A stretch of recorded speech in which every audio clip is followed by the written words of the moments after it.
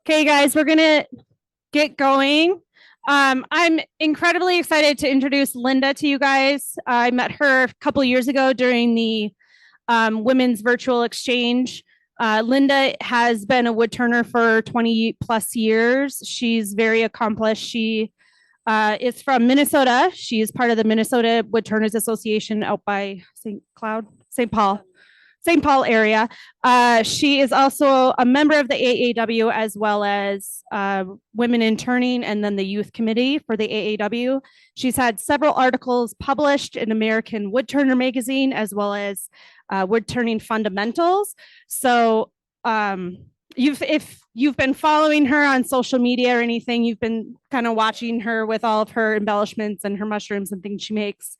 And she just does a really fantastic, terrific job with embellishments and creating very whimsical art in the form of wood turning. So tonight she's going to be focusing on embellishments, not so much turning, but how to embellish and create these beautiful pieces. So take it over.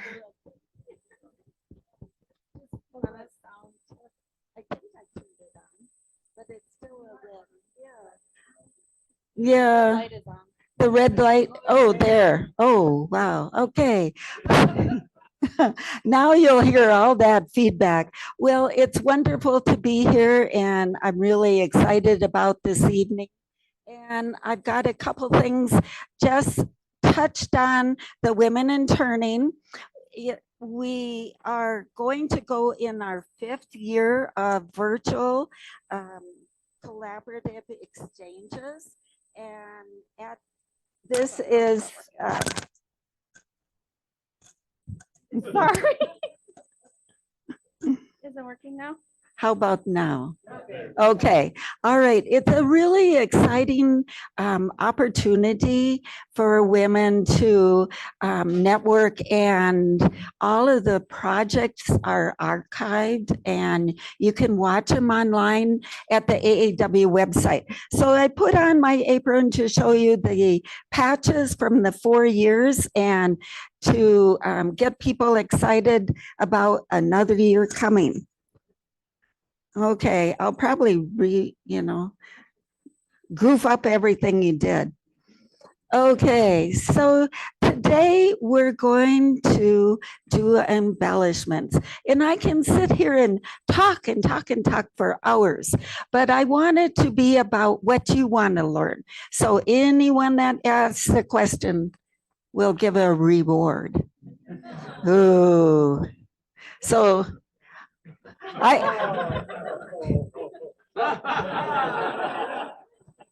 so it doesn't have to be a serious question. Doesn't have to be a wood turning question. Just something to show that we're all in this together. And like Jeff said, I've been wood turning for about 20 years. And before that, I was called, okay, how's that? All right. I was called a serial crafter. And if you don't know what that is, that's fine. But it's someone that jumps from hobby to hobby to hobby.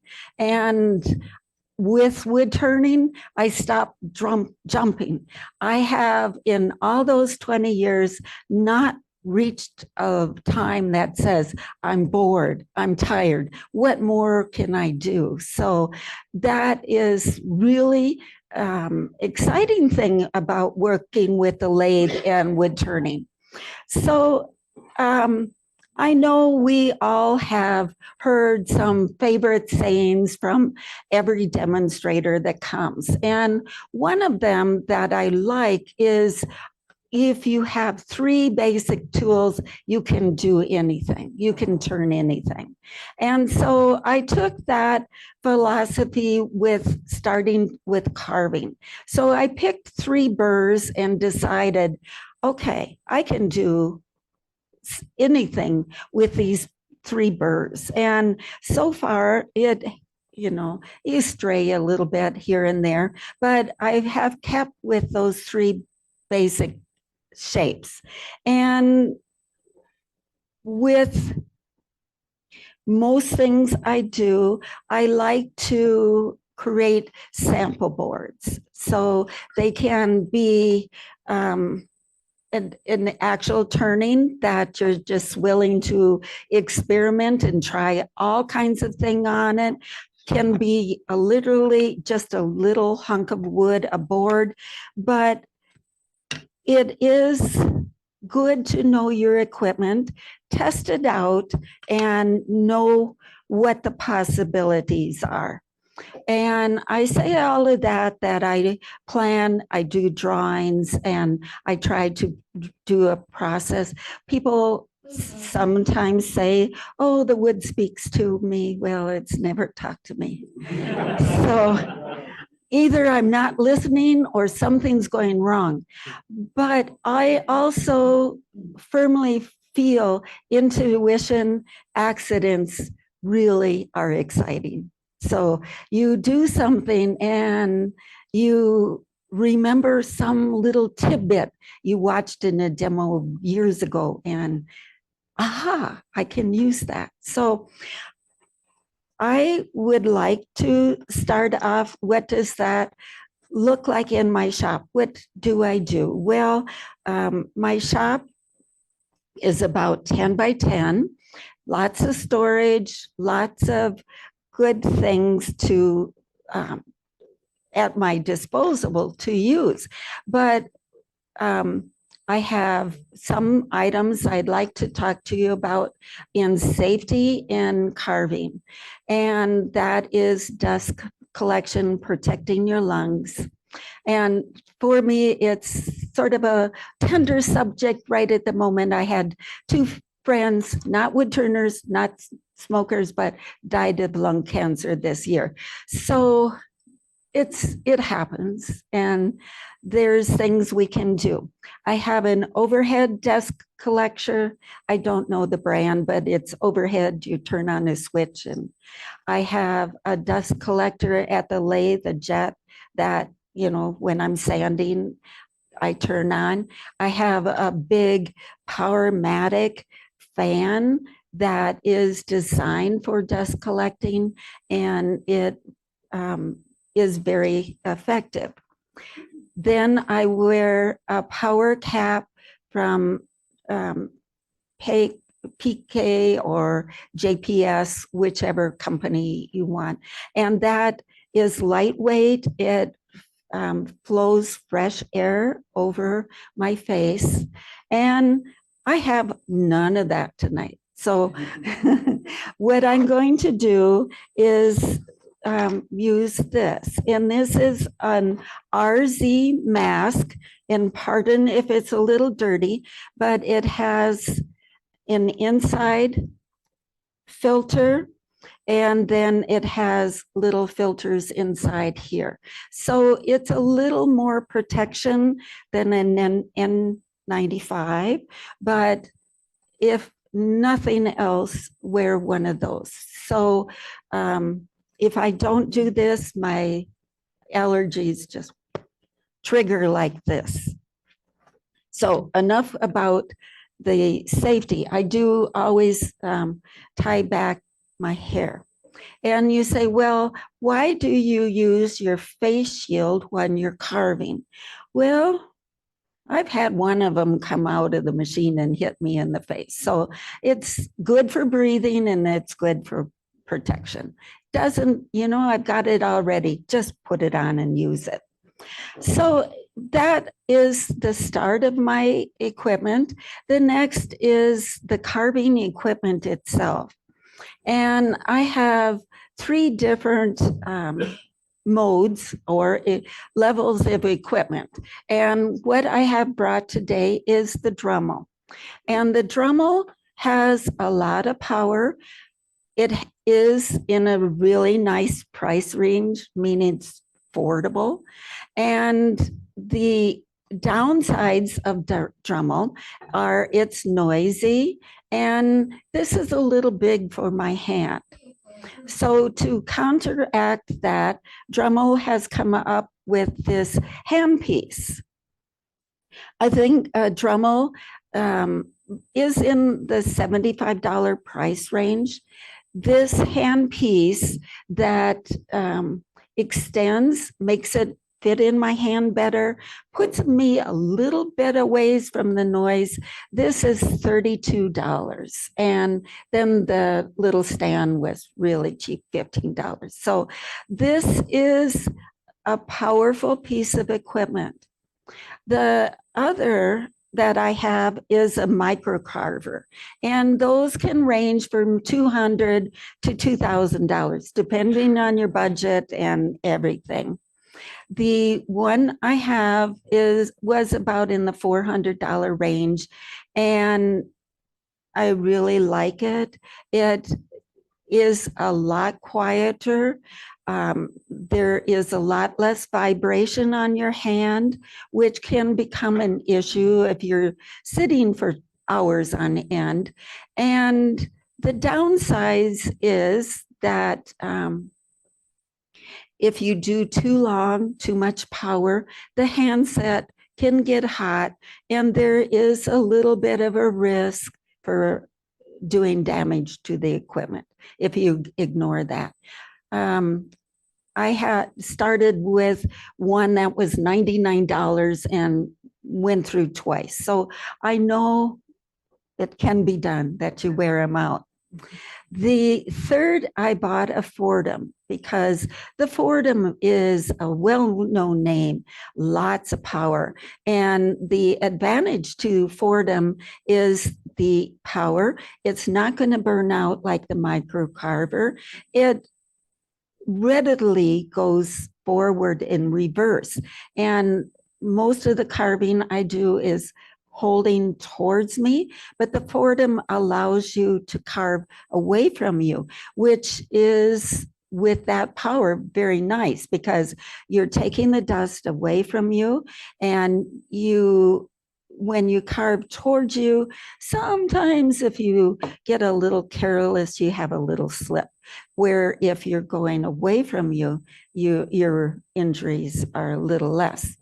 So the one I like to travel with is the Dremel because it's sturdy, it's a workhorse. So that's with the micro carver, of all those that I described, the micro carver is easier for changing bits. The Dremel and the Fordham, you need to have something like this or a pliers and push down the knob, loosen, put in your burr, and then tighten it out. So you can't just say and put in a new burr in 2 seconds. So that is a little bit of a downside. So earlier I mentioned that I picked 3 burrs. So this is the 3 shapes all lined up. And the first I like for removal of a lot of material quickly is a roto saw. The brand I do like is Sabertooth. So I have bought several different sizes, and I think this one's a different brand, but they all are really good for quick removal. And I'll show you that in the example of the Morel. The next shape that I like is called a ball nose. And what I like about this is the amount of space that the burr can cut with, all the way from the tip to the side. And I like that for these bits on the tops of the mushroom. The next shape is a ball, and that is, really a versatile shape. With the ball nose, you'll see that I do like the Sabertooth as well as the diamond burrs, and we'll talk about that more. I brought this just to show you what a new burr looks like. This is one that's been around the shop for a while. Oh, this way? Okay, so this one is new and shiny and got all its paint, and this one's been around a lot of wood. With the saber-tooth burrs and also other companies, they come in different coarseness. So there is color coding. So there are green, yellow, black, and then white. White is called their whisper. And I find that is the less coarse, and I really like that a lot. So I like to make sample boards with each of the burrs, and I'll go through and show you on the mushrooms how I use the applications for all of these. And understanding your burrs, understanding your equipment are really good first steps.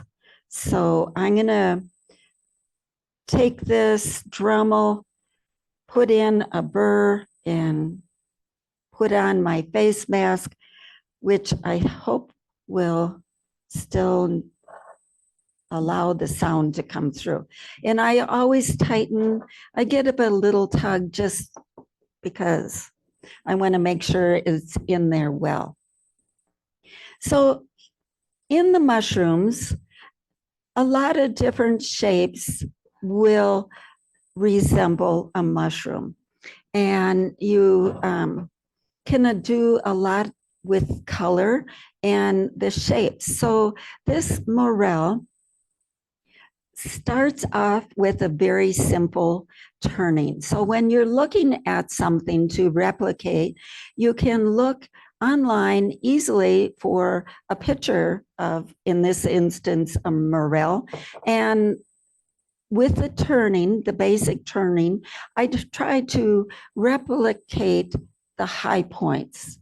A lot can be done with the carving, but this little curve here, the indent for the stem and the rounded top, to me, signified or implied or morel. So the rotosaw, like I said, does take a lot of material quickly. So we're going to do a test with my mask on and the machine running and see how it goes. Can you still hear me? All right, well, wonderful. All right, I'm going to turn on the Dremel. When I'm doing carving, I have a fern base. And so my hands touch the table and I'm supporting the wood and the machine. So I make a secure start, drag it forward, and repeat.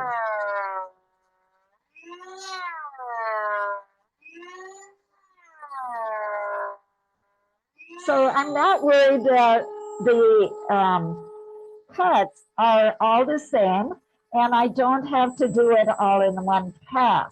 I can go 2, 3 times because I feel the variation in depth and texture is what we're all about.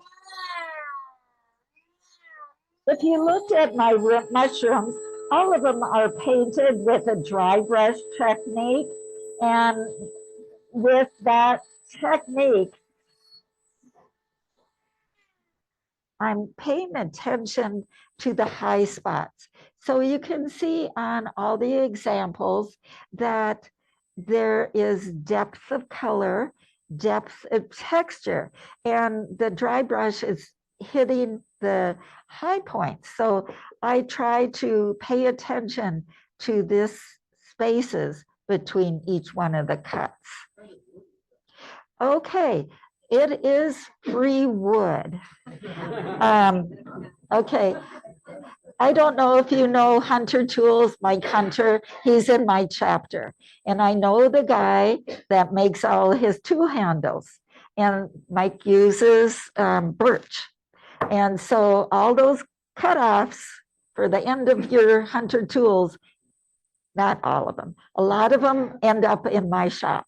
And you can see I'm a big supporter of Hunter tools. So the other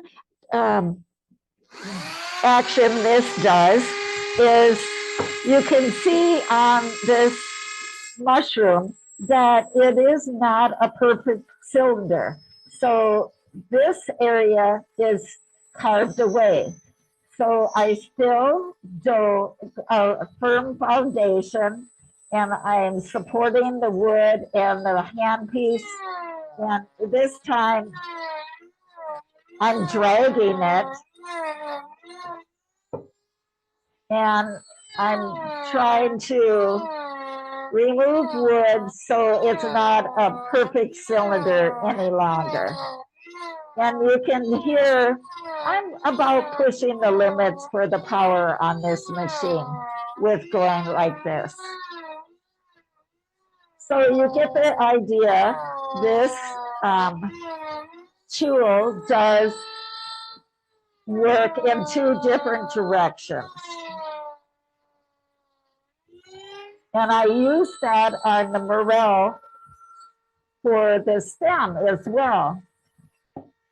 So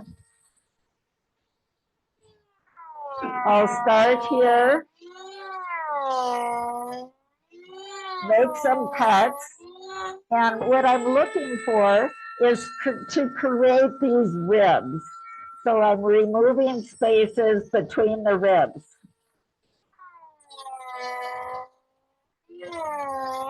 So I'm using the roto cutter to remove area quickly in this direction, and then I'll take it and move it, remove additional.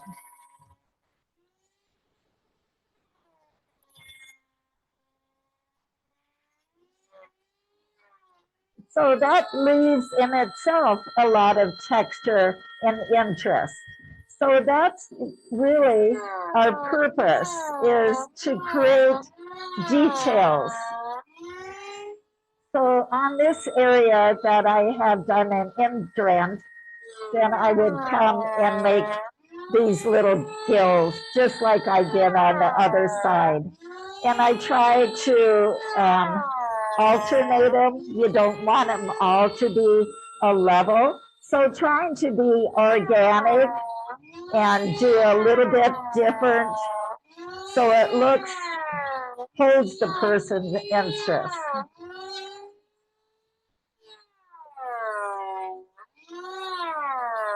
Okay. Any questions on the roto saw? Marty, how close can you zoom in on that tip? Oh, incoming. That works. Oh, no. Oh, I got a candy. I thought it was the dip.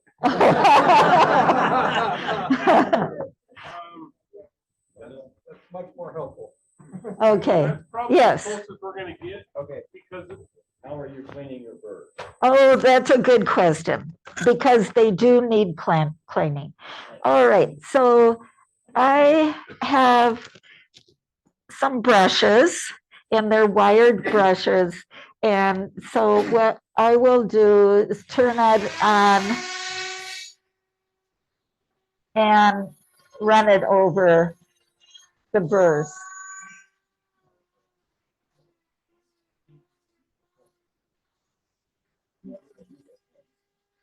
Yes. Yeah, I have heard that too. And what he said is people use a torch to burn away the wood. Yeah, I don't trust myself that much. But I have heard it works. And I have heard that some people soak them. Oh, okay. I can't throw that far. Oh, that's okay. Okay. Oh, okay. We'll have to pass it relay. Yeah. I was curious where or what the name of that tip is. Okay, I like MDI wood carvers. And Yes, and their website is just MDI Wood Carvers, and they carry the micro carvers, the Fordham, they carry saber tooth, and the other burrs here, the diamond. So I find that Wayne and his wife are wonderful people, and like a lot of these wood turning companies, MDI, Mike Hunter, it's one person and their wife or spouse. And you go to symposiums, you get to know and trust them. And they know what you like to. So it's craft supplies too. It's basically a family business. Although it's big, it's still family business. Yeah. Yeah, since Dale died. Well, yeah. Anyway, that's how I clean them. And you can see, hopefully, or I can pass this around. It has torn grain. And just like on your turning, I'll stay. Sorry, it moves fast when I'm that far. Yep, right Okay, there. So there are little fuzzies, and little fuzzies, torn grain, whatever you would want to call them, are not pretty, no matter what, whether you're carving. And what I feel is that doing something you should try to do your best. Oh, I'm sorry, I got distracted. Those roto saws come in different sizes. And I have a little tiny one here, and the little tiny one fits in smaller spaces where this would just chew it out like crazy. But this little tiny one will work better. So you can, even though it's 3 burrs, you can buy lots. Okay, so cleaning up your work is always good. So after the initial roto saw, I do take my ball nose, and I know it's right in front of my face. Put it back in the box. I did. Why did I do that?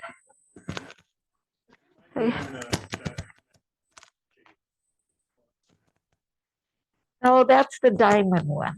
I had a round, well, huh. You were comparing. Yeah, I know, I just had it. Well, that's a mystery. It'll show up. Oh, here it is. Okay, so this is the saber tooth, and it is a ball burr, and it is in their Whisper series. What that means, it's the closest grit to the less coarse grit. So what I'll do is just go along and hit those edges and clean them up. What that also does is in these high points, it's breaking the plane. So it's not, I'm touching every part of this. So it is cleaning up, smoothing out. I'm doing the same things with the supporting my hands on the work surface and dragging it towards me. So later I'll pass this along, and one side it didn't clean up and one side it did. So you can see both of them. Then the next step after the whisper is to use the diamond. And those even further will clean up the surface. I'm not going to put that in right at the moment because I'll show that example on one of the other mushrooms. So for now, I'm going to then put this right here and show these. They are, okay, I'm from Minnesota. They're like the Scotch Brite from 3M on a little burr. Are they available from that same site? Yes, yes, they are. And they come in different grits. So I wrote them all down.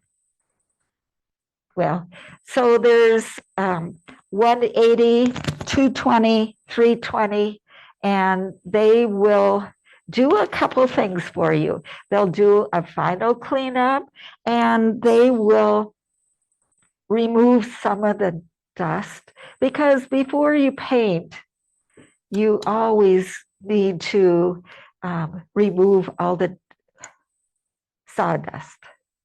It's not just regular dust, it's sawdust. So I'll put one of them in. They do wear out quite quickly because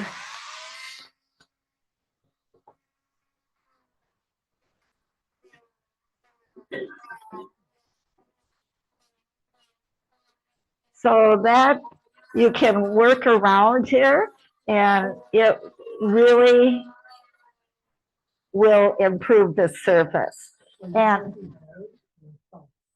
fairly soft. Yeah. I'm not making, oh yes. Oh, thank you. I'm not making any marks. I'm just smoothing out areas. So that will be the steps for the morel. And the final step is the painting. So we'll do that at the end. So I can pass this along. So look at one side to see those fuzzies and look at the other side to see a little more cleaned up area. Do you want to take the finished one with you, Don? As a comparison? Okay. So we'll move on to the. I have one more question. Oh, okay. How that bogs down when you're using it? The Fordham does not bog down, correct? That's correct. Not that you're the middle grade. Okay, the question is, the Dremel did bog down when I put a lot of pressure. The question is, did the microcarver and the Fordham bog down? The Fordham, no, you can put a lot of pressure. The Fordham works a little bit differently. It's still hanging like this Dremel is, but you're doing it with a foot pedal to do the power. And that caused me a little bit of a learning curve to coordinate my foot and my hands and all of that. But you have a wider range of power with the powered Fordham. The high end is more power. And the burrs, you can take up to a 1/4 inch burr. So that indicates that you can do some serious wood removal. The Fordham I have has 2 different hand pieces. The one that will take the 1/4 inch and then a hand piece that will take this 3/32 or 1/8, depending.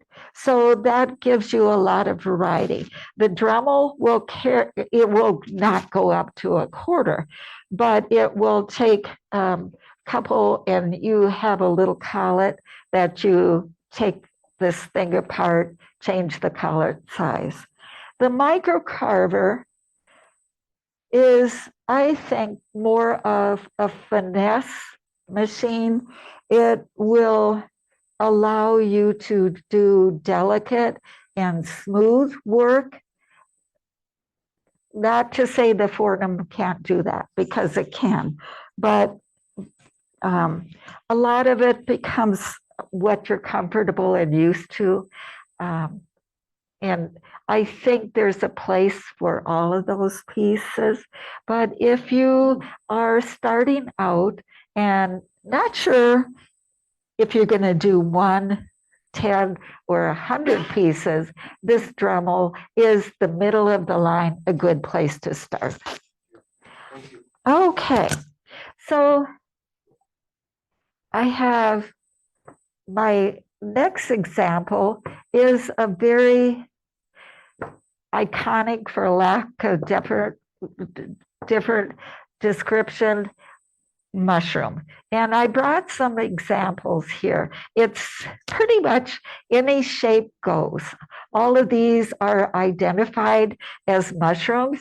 They don't look the same, but they're fairly similar. There's a bulge at the bottom for the stem, a round part at the top for the cap, and then some work underneath for the gills.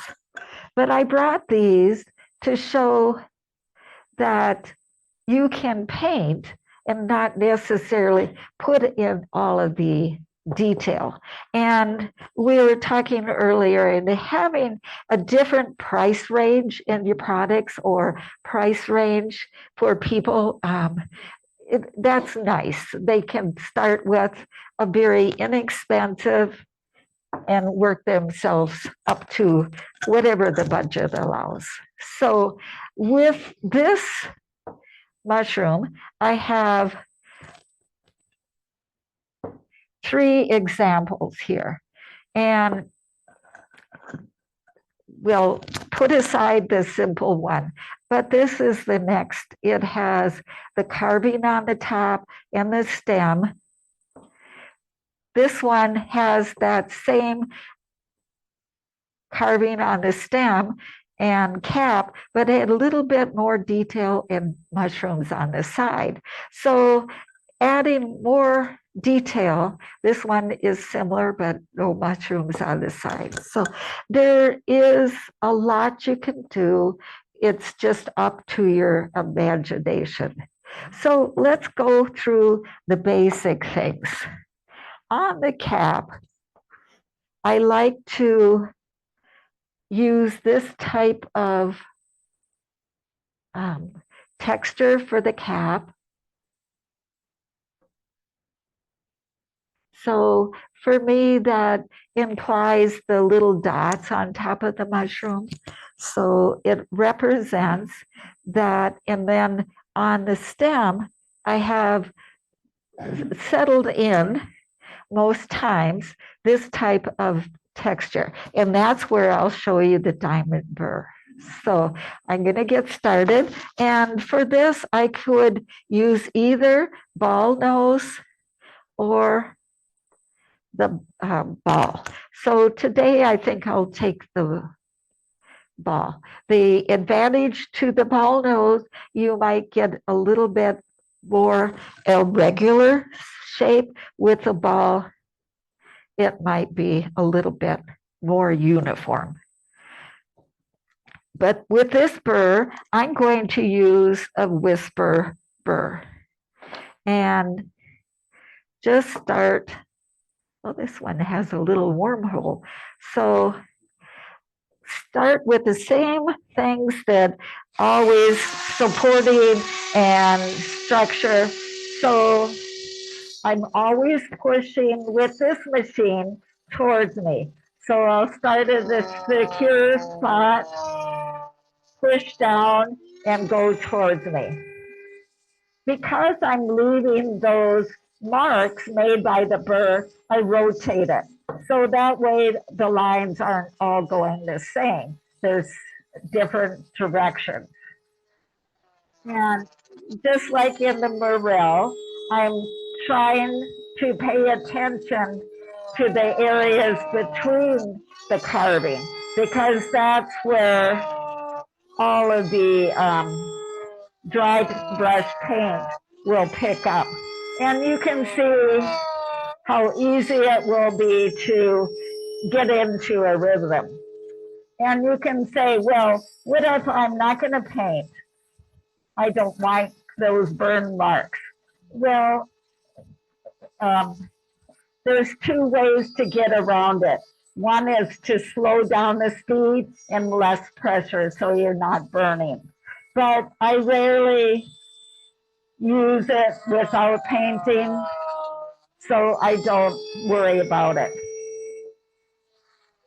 After I've gone through, I'll try on some of them to go a second and third time. And that is to vary the depth. I don't want everything uniform. So I'm varying the depth. So by dragging it just a little bit, I'm varying the size. And any questions on that burr? Because this burr is a little less aggressive, and I have the whisper instead of the green or the yellow, I have a lot fewer fuzzies on the end. So I would still go through the same procedure of, since I'm on the whisper, I'd go right to the diamond to smooth that out. So if there aren't any questions on this burr, I'm going to move over to the diamond burr.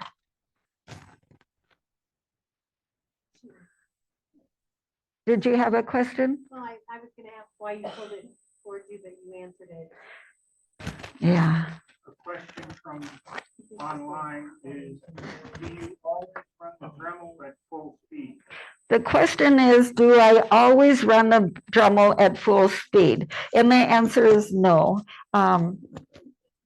It depends on the burr and what I'm trying to do. With the roto saw, I typically do because its job is quick removal. With the diamonds, I don't always, because it's more of a delicate, and I find by alternating the speeds that I can get a little bit. Oh, I'm going to have to change the burr. the collet. Okay, just a second. You'll see where the microcarver has a swifter, quicker changing of this than the Dremel. I'm going to test this out to make sure I've got the right size. Yes. Okay. So I'm taking out the big collet, putting in the smaller, going here, and then tightening it up. When I put a burr into the machine, no matter which one it is, I try to push it all the way in and then bring it out just a tad. And that way I know it's as secure as it can. And then I always pull on it to make sure. So this diamond burr, and I know someone is going to ask, how long do these burrs last? Well, you can see that some of them mine have little gaps where the teeth have broken off, but they still keep plugging away. And you can see they get dirty with wear and worn out, but they do last a couple years. So they're good for a long time. Depends too on how much you carve. The diamond burrs don't last quite that long. They're little pieces of diamond glued on or somehow adhered, and they do wear down quicker. So these, I'm going to put a couple out here. When you're doing something, you need to always follow the process. So do the carving, the painting, and you shouldn't go back and wood burn or power carve over painting. But if you do, you wear out your burrs quite a bit easier. Plus, you're putting that paint into the air and breathing it. Okay, yeah, I've done it. You can see on this burr, I went over something. I got a blotch of paint or something and just try to erase it. So I have various sizes in this diamond burr. There's probably 4 sizes in there, and the same reason as with the roto saw, because the big one can't always get in every space you need.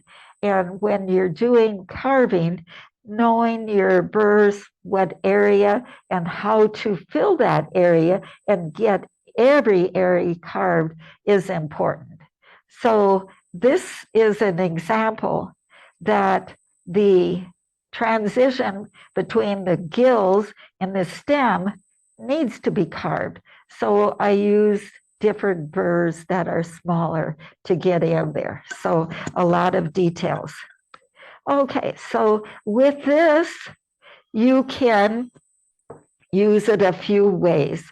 The first is that most times I want that lines in between. I want that detail. But what if I don't? What if like in this instance, I started with a roto saw and it had heavy lines. And what if I want a contrast and I don't want that heavy line? This will start the smoothing, sanding process. So I can, in this instance, smooth out, define, and finesse what I did with the roto saw. Does that make sense? Because having a variety of textures, having a variety of depths, having a variety of detail is all part of the thing that makes it interesting. The other thing that this bird does, excuse me, is you can use it to scribble. And that's what I use a lot on the stems. Do you want to pass that one around, Don? So typically I will start with the larger and just go in its circles like I'm scribbling. And I want it to be fairly random.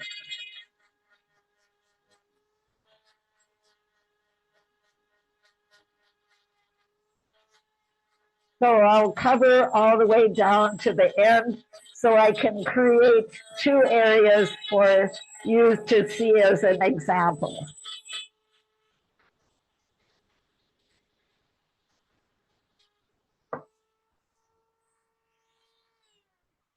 Okay, so I've gone through the whole stem one time with the largest of my diamond burrs. Then I will take and put in my next size, which is right here. I'm gonna have to clean that off. See if any of that paint will come off.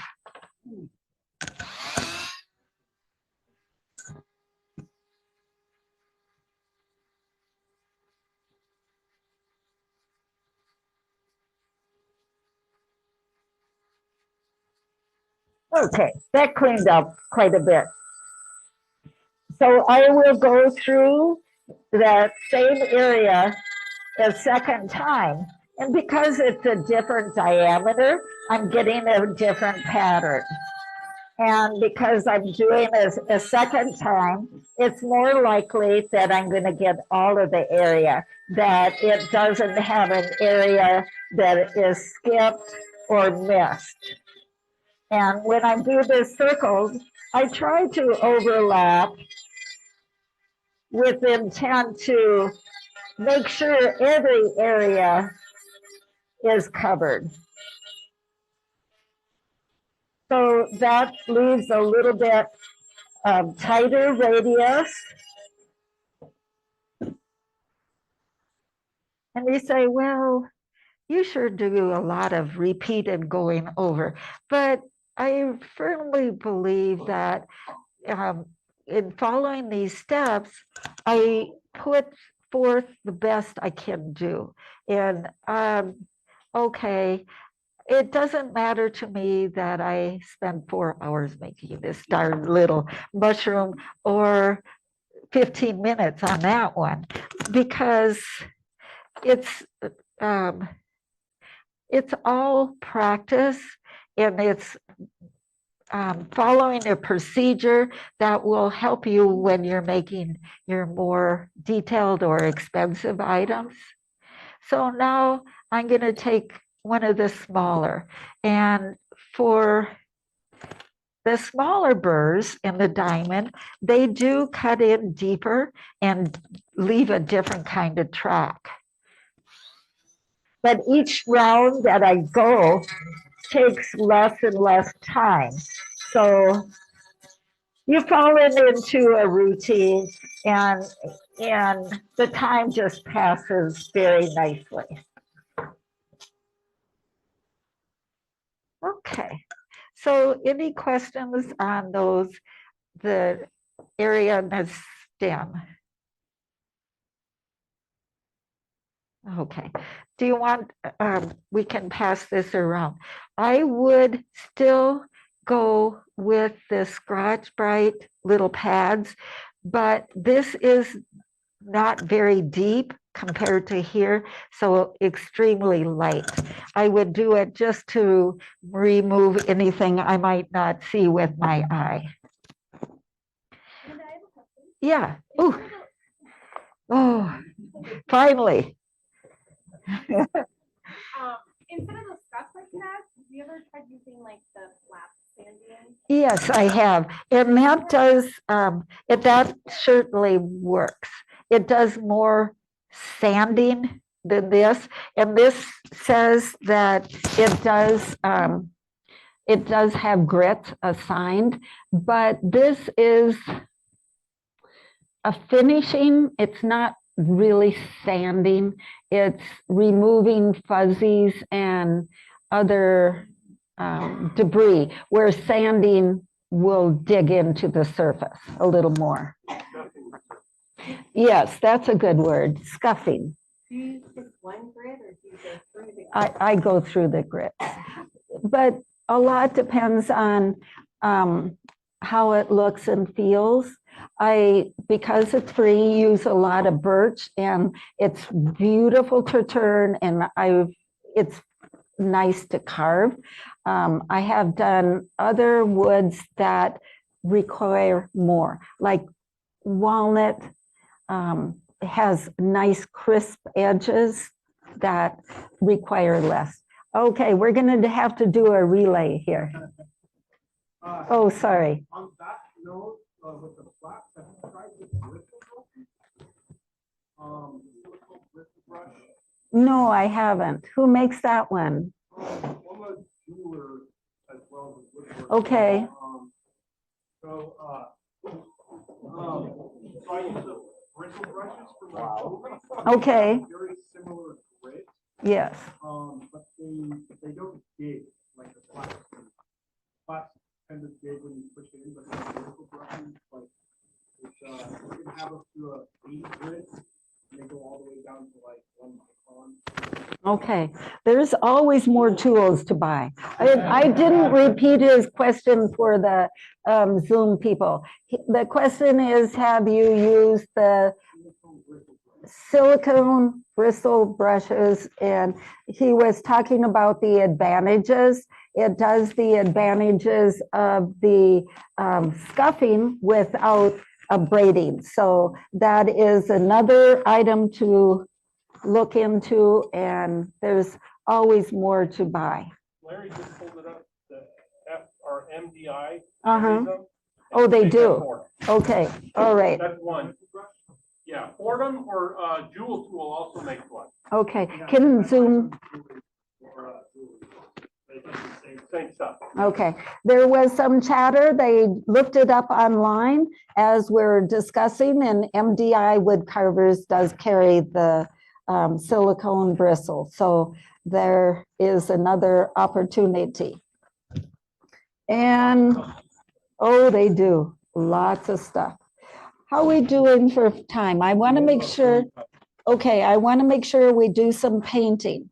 But in a lot of these examples, you can see various level of detail. This has some wood burning, some cutters, which I will do next. And this one looks like it was ash. But on the typical mushroom caps, I wanted to talk about your design. And you can see all of these mushrooms have some similar components, but breaking the surface of the cap with your burr is important. That gives another, more character, non-uniformity. It just gives it a more organic look. So consider all aspects, making sure that all the areas are carved. So this little mushroom has a little fairy door for fairies to get in and out of their home. So what the process was, use the roto saw to do the rough outline, the rough cuts. Then I use the whisper to refine it, because if you can see in here, there are some veins that are on the stem, and those can be refined and enhanced with these diamond burrs. This, I wanted to talk about the little mushrooms on the side. They were attached and stabilized or attached with glue and a toothpick. And I don't know if you have seen this glue, but it's thick and quick. It is exactly what the name says. You don't get a lot of overflow. The other, it's a Typon, but you can put a little bit of glue behind here and you're not going to get a lot of, overflow to wash out or clean up. So if you haven't checked that out, Thick and Quick by Typon.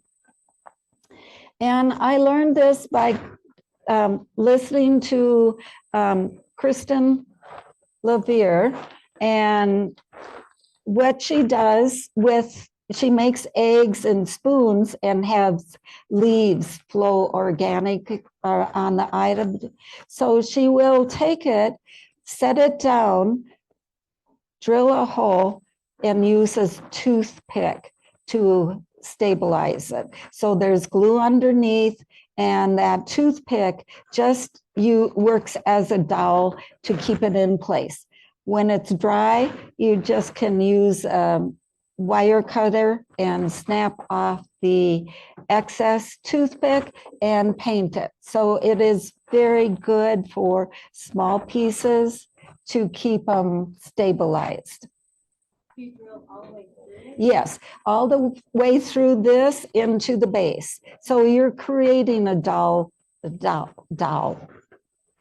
Sorry for the pronunciation, with that toothpick.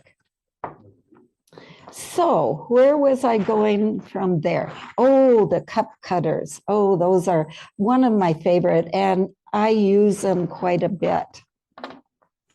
And I like to vary the cup cutters with different painting. So when we get to the painting, we'll talk about this.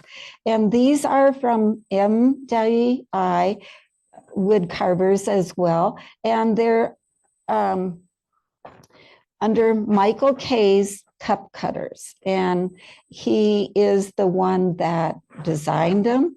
but there are some that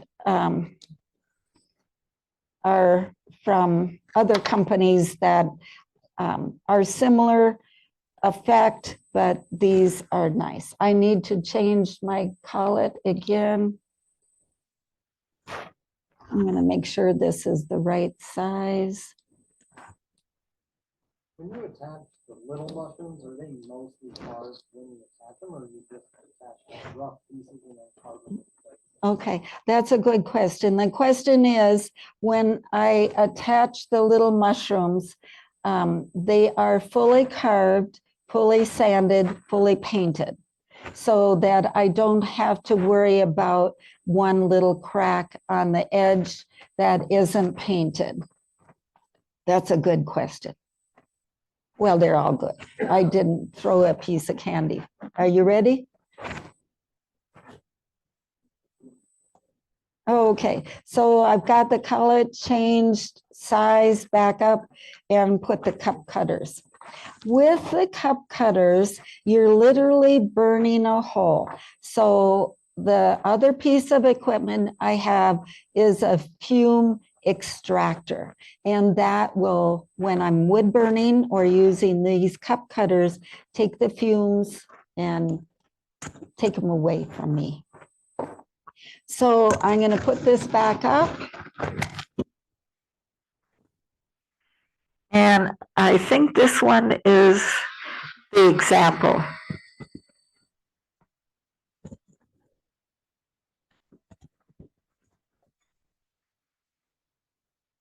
I think I got it way too close to my mouth.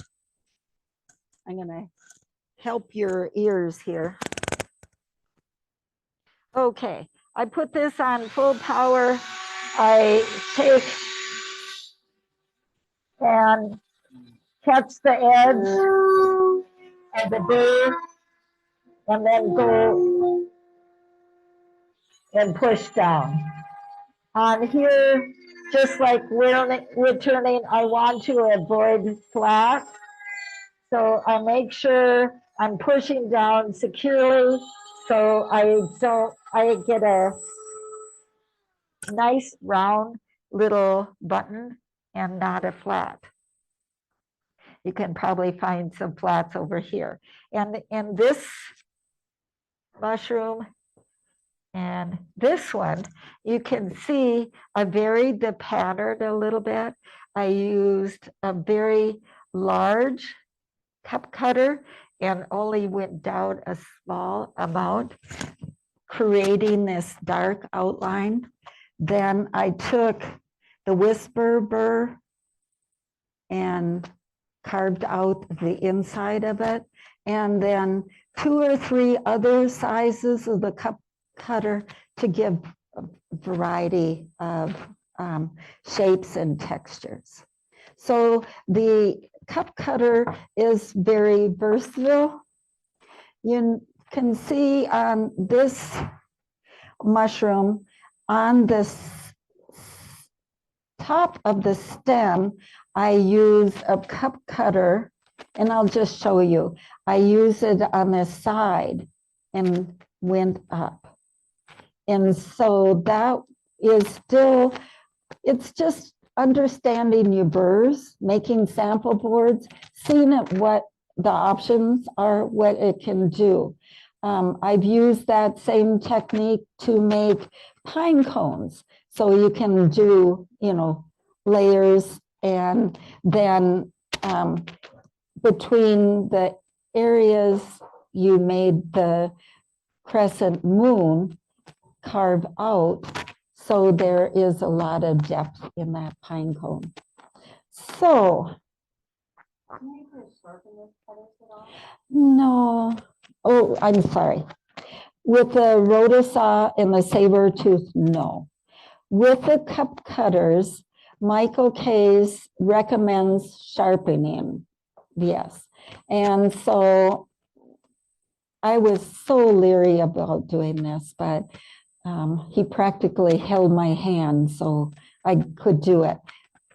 Okay, have your microcarver, your Dremel going, have your grinder going, and take it like an angle and go like this.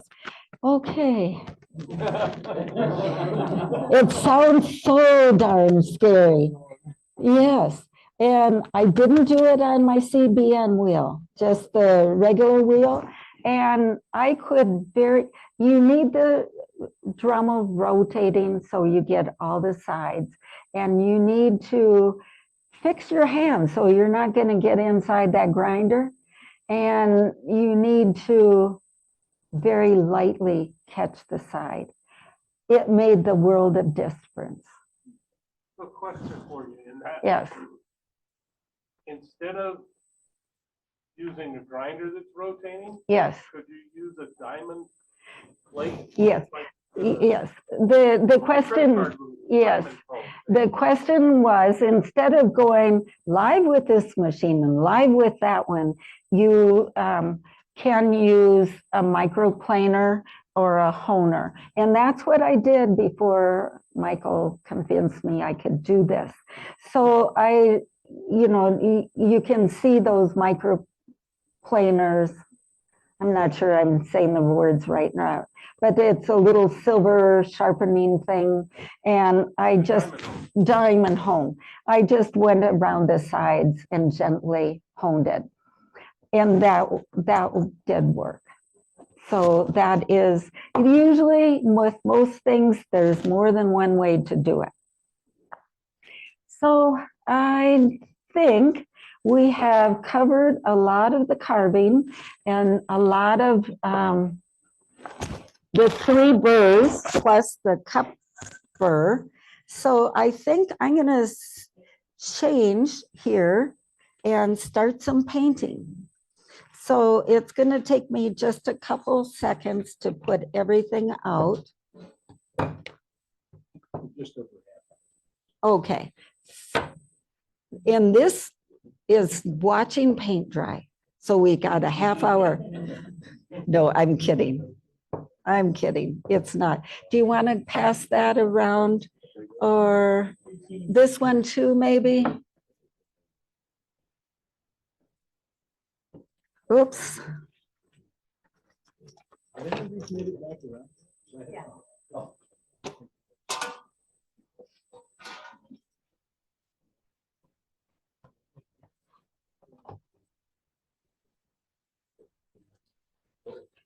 People have asked about the paints and what paints I use. And a lot of it depends on what I'm making. For these, I try not to spend more than 15 minutes making them. So I paint these on the lathe and I will use a cheap paint. This is not a heirloom. It's not gonna, it's, $30. And so it's not something I stress over, that the paint is going to be archivable or hold up this color. So if I'm painting on the medium or higher end mushrooms, I do try to always use the best artist quality paint I can. And most times I'm using golden paints. They have the highest amount of pigment and archivability. I also use from Blick their artist quality paints, and they're still acrylics. The golden is an acrylic, and it takes very little paint, and so a tube will last a long time. And I think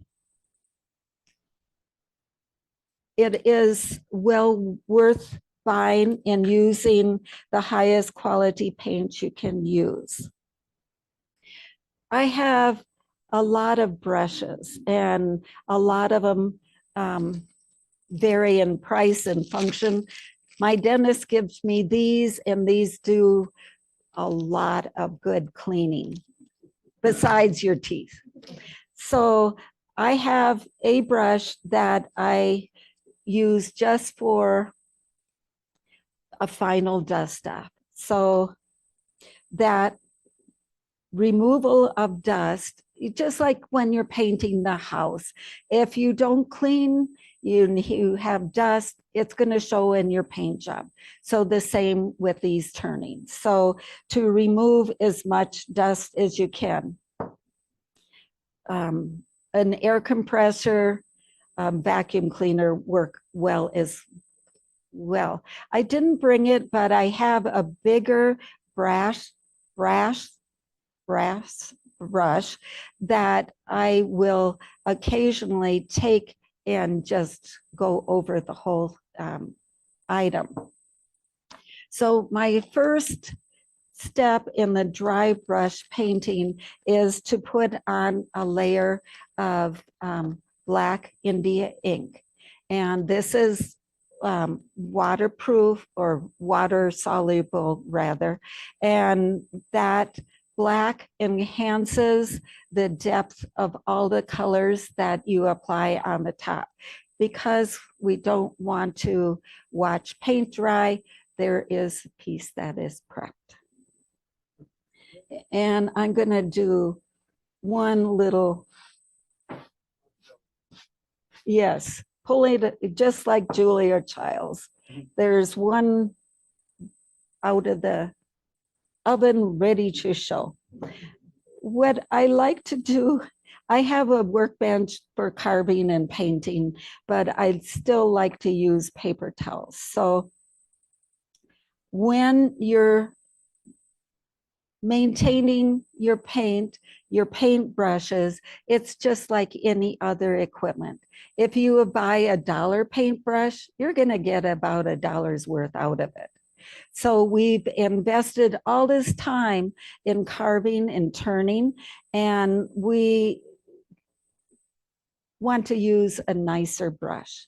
I'm not to the point that I spend $25 on each brush, but the better your brush, the cleaner you keep it, the better your painting is going to be. And I say better, you're not going to get globs of paint. I like to start with the darkest colors. So I will use my paint palette and put a very tiny bit of paint of the colors that I'm going to use. And one of my favorite is orange. So I will do that. And the orange that I like is heavily tinted with brown. So brown, there's 2 browns already on the palette. And I'm going to go for a 3rd brown.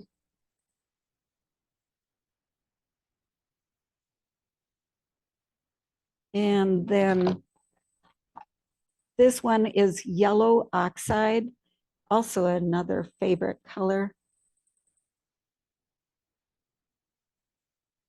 And then finally the orange. And you can see it's not a lot of paint. Some days I need help. And you can see on all my caps the marks from my screwdriver. Okay. This is a little different technique on the stems. I just use one color and dry brush it on. But for the caps and other areas, I probably will put 15 to 20 coats of paint. So it really goes fast. And we really don't have to wait and watch paint dry. But it sounds so much fun. I'm going to use the back of this piece of white paper so you can see it. And I learned this, and others have, I've heard it before or after from others, but Art Leedsman will keep a record of all of the paint layers. So I'm taking my first darkest brown, which happened to be burnt umber. That's a beautiful color. And I'm removing most of the paint and then going and dry brush all different directions. And it's going to be probably 5 or 6 before you see any color, because this brown on top of black isn't going to show much. So I blob it on or fill the brush and then blob off so I don't get a blob of paint on the mushroom. So I want a very light, delicate application.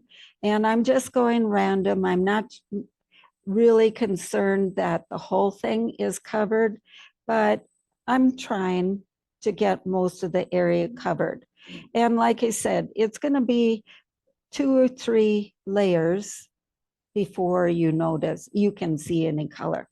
So I'm going to take some of the next brown, mix it in, just a little bit of it to create a new color, record that on my sheet and continue.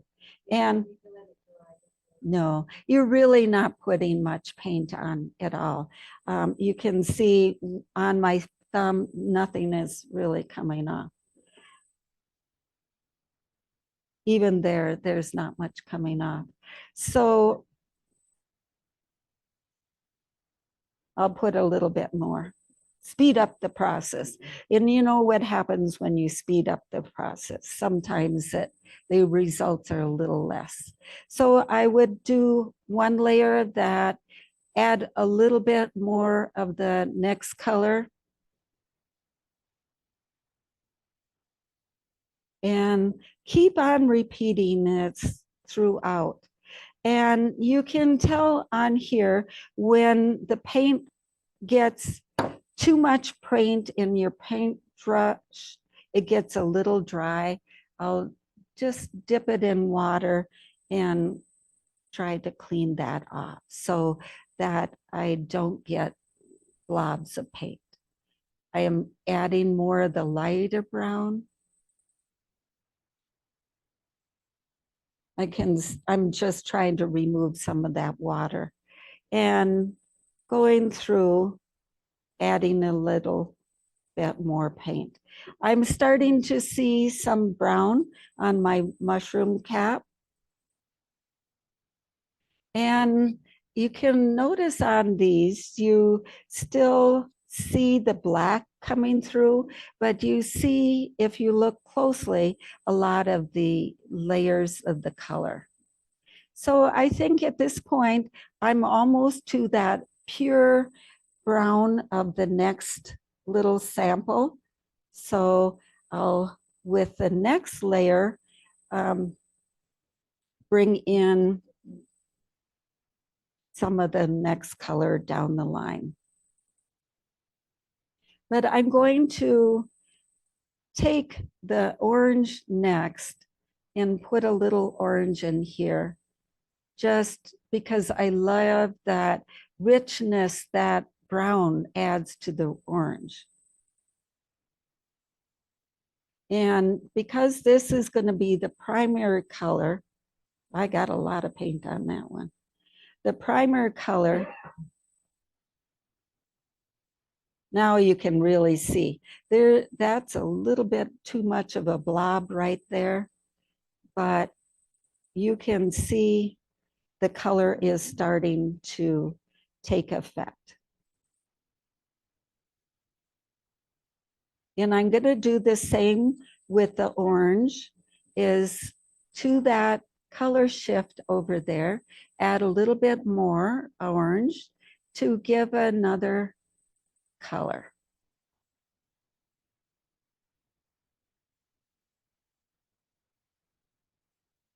when I'm painting, I make sure that all of that area is covered. I get the edges very nicely and that I don't have blobs of paint. I keep saying that, blobs of paint. So you're starting to see some of the color? I can. I'm gonna go another section of orange.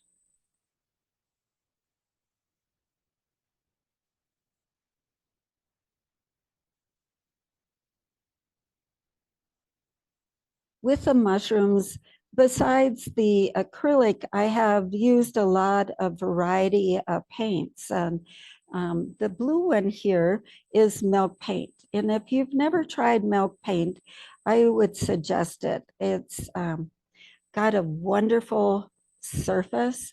With the milk paint, you can apply it while it's on the lathe or off, either way. If you do it on the lathe, you can polish it off with steel wool. So that's what gives this shiny gloss to the paint. It's not a high gloss like a polyurethane, but it gives a nice texture.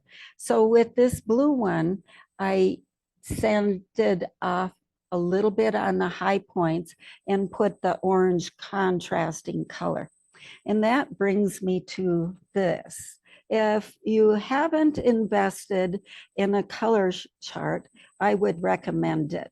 You could look at them online on your screen, go to Blix and buy one, or I'm sure many other places.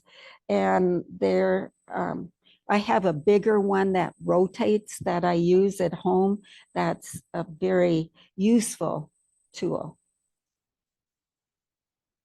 And what that color chart will help you with is getting contrasting colors and complementary colors, understanding the terms, the lingo, and lingo, and have a more understanding of why on a green you would want to add orange, to understand some of these actions that you may do intuitively.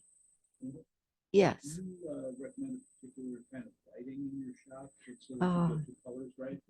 Yes. The question is about lighting. And my eyes are old. The rest of me is keeping up, but my eyes are old and I need lots of light.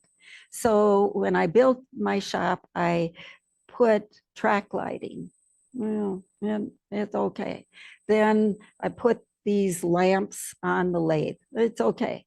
And now I have about 4 of them in the shop in addition, and they are I want to say LED. They're not very expensive, and it comes in a strip. It's wonderful. And the ones I have a little remote, and so you can change the dim it and brighten it. And okay, I don't know what button I pushed, but every time I just walk into my shop, the lights come on. So I think that's a nice feature. I was thinking, just for instance, like the hot light, plain 2-color spectrum. Yeah, I haven't invested in that. I have that type of light for the photo work. So, but those that I have are just lamp type. So just bright. Yeah. And I'm sure as soon as they come up with a new invention that's bigger and better, we'll all go and buy it. Oh, that is a very good question. The question is, do I put finish on the acrylic paint? And the answer is no. During COVID, I was taking all these online classes, everything I could just to keep saying. And so I took some painting classes with people that do acrylic painting on canvas. And I asked that same question. And the lady said, no, because bottom line, acrylic is a plastic. And so it in itself is a finish. So if a 2D person on a canvas isn't finishing, I didn't think I needed on here. But with that said, in a lot of these cup cutters, I like to vary the texture. So with the cup cutter, I will use a complementary color to color the little bead, and I'll paint it, and then I will put something on it that gives a gloss, because I feel that little bit of gloss just accents and provides another contrast. And what I use is Liquitex, and it is a gel medium. And you could use Minwax or General Finishes, some polyurethane, just something that adds a little shine. So what I will do is take a different brush, and in this instance, because I have it on my palette, I have a lot of the little buttons, and I'm gonna paint them yellow. And that will contrast a little bit with the orange. I'm only 12 layers, but I think you get the general. You don't need to watch me do 5 more layers of paint. So, oh, yeah, okay. All right. A minute. Oh, wow. The pressure, the pressure. The milk paint, the finish on the milk paint is provided by the steel wool. The reaction of the steel wool and the milk paint creates a sheen that is shiny. I don't feel any need to go further than that. The milk paint in itself does penetrate a little bit into the wood, and it is a very good penetrating surface.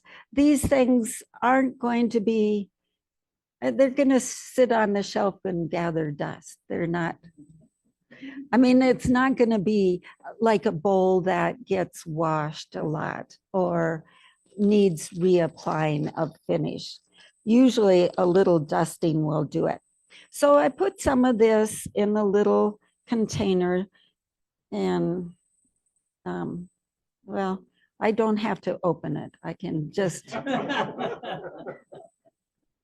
I got enough from the side. So what I'll do is put a little bit on the brush, and this is the tedious part.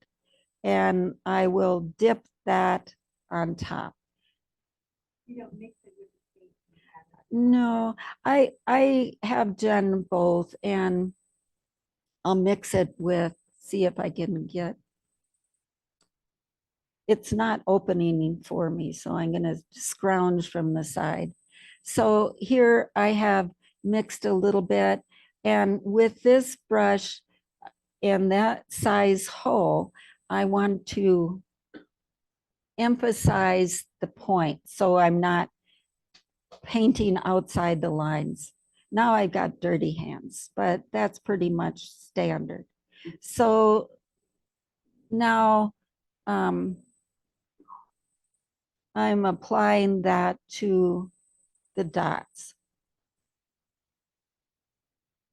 And I'll not do all of them so you can see some difference in the shine. But on this in particular, the milk paint, I did paint those cup cutter indents with acrylic. I didn't use milk paint. 4-aught. The question is, on the milk paint with steel wool, I use 4-aught. And I've read a lot of things about steel wool.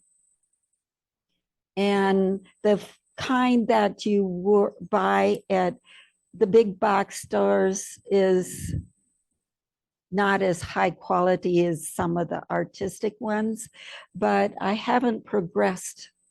And so if you look at some of my burrs and some of my little magnet trays, you'll see little pieces of steel wool.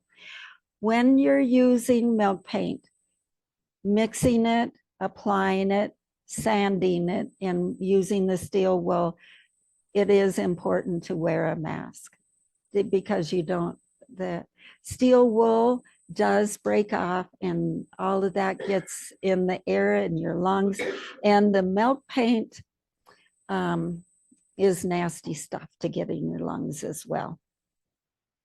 So we have covered a lot of territory. And I'm almost to the end. I could probably keep on talking, but it'd be better if you have questions to, yes. Oh, yes, just that is a question. I skipped one of the things. The one area of the mushrooms in this section have dots, and I use puff paint. And I didn't talk about these paints. I'm not done. Okay, so with these, they are available at Michael's, Joann's, probably a lot of, or Hobby Lobby as well. And they are 3D fabric paint. And I guess somewhere down the line, I just heard him called puff paint, but what it does, ooh, you can see a little pressure there. It adds a little dot of paint. So I'll take out my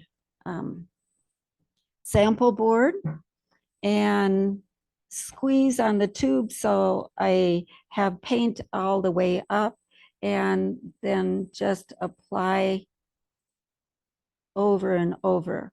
The trick here is to apply even pressure with my fingers to release paint. This is a highly skilled task, highly skilled, because if you get too much paint, then you get a little swirl. So that is a very nice type of paint to have. And I have watched a lot of people on Instagram, and I've noticed Pat and Karen Miller are making this series of little mice, and they have little delicate dots on those mice. And so I took out my sample board and tested. So I did various colors and then painted over it. So you don't have to have contrasting, and you can put acrylic on top of it. So that was really cool. I thought a nice application. With these mushrooms, it's a big blob, and I want them as high and blobby as I can. But there's other applications. This does take time to dry. If I touch it now, it's gonna all smear. And if you do get into big trouble, you can take your fingernail and pop it off. So it's not quite as archivable, but it's a nice thing. And you notice that some of the mushrooms I have iridescent or shifting paints. So I like to buy these. I don't use a large quantity of them, but oh my, they just take it to another layer. So I just can't really resist a little bit of shiny once in a while. So this, I'm going to break a rule that says never, ever, no matter what, dip your brush into your can of paint. So just remember that because you contaminate it. So with these shifting iridescent, I put a little bit more paint on the brush, but I still dab it so I'm not getting a big blob of paint. So that you can see as the piece is tilted, the color shifts. And no, it isn't. I've never used that. I've heard a lot of, this is cheap paint from Joanne Fabrics. It's folk art color shift. And usually on the top of the lid, it shows the colors that shifts. This is a blue and silver. This one is a favorite. It's black to bronze. And I really enjoyed this color. Sorry. You can see that brass coming through. So just a simple sprinkling on the end makes a difference. Another layer of detail.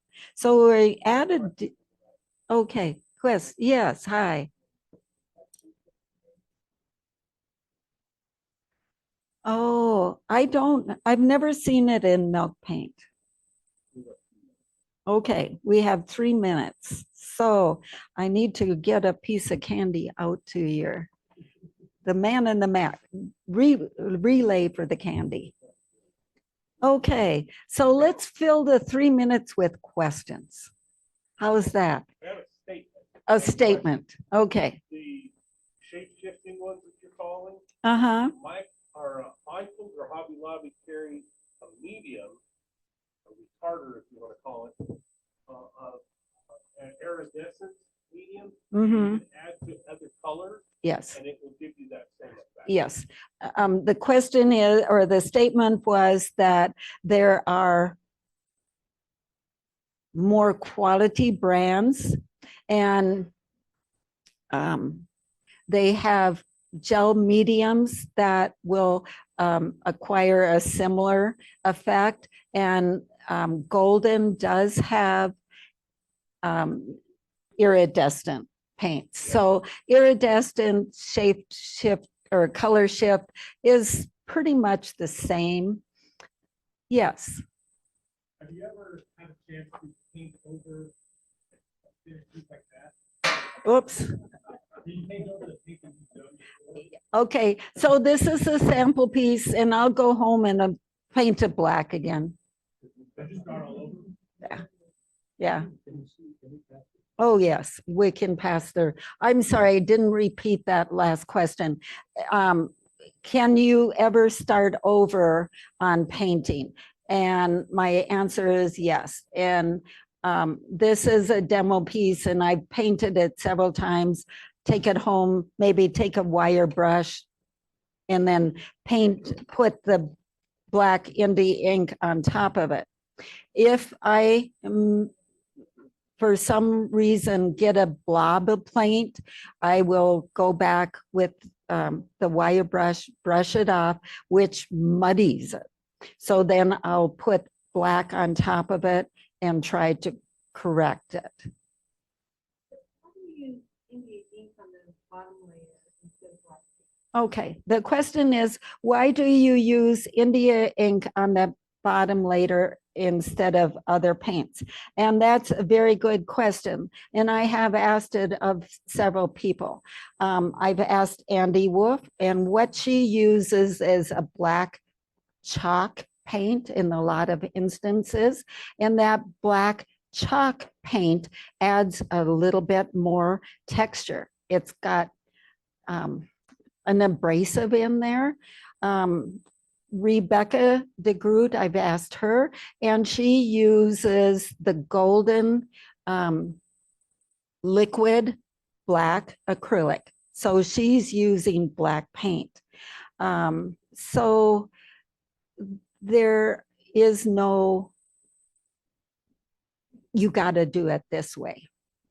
One of the reasons I personally like the India ink is that it is very fluid and it will get down to crevices quickly. I have tried it with the black acrylic paint, and either my hand is too heavy that I'm getting too, I didn't like that extra weight.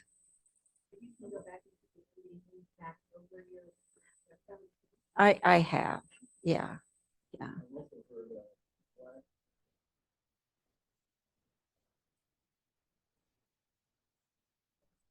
Yes, the question is, another option is a black aniline dye, and that is a good thing. I've done a lot of experimenting with painting, and I think that's really exciting. I've experimented with leather dyes, and that oxblood red is a gorgeous color, just gorgeous. When I'm sanding or carving for general acrylic painting like these mushrooms here, I will typically sand to 220. So with the leather dye, oh, that was not good enough because the leather dye went right in, saw all those sanding scratches. So with different paints, you need different sanding finishes.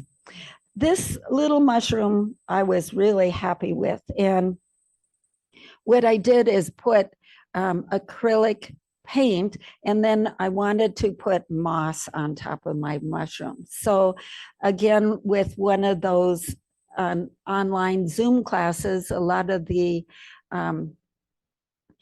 I think I saw it with watercolor painting, but I tried it with acrylic and it worked.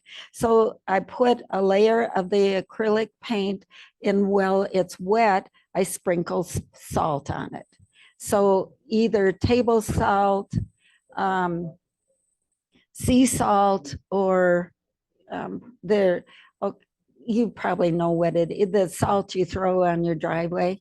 Yeah, so there's different sizes of acrylic. So I'll do that, saturate it with salt. When it's dry, I take my toothbrush and brush off the loose and then dry brush to give that mossy thing effect. So dry brush with other layers of green.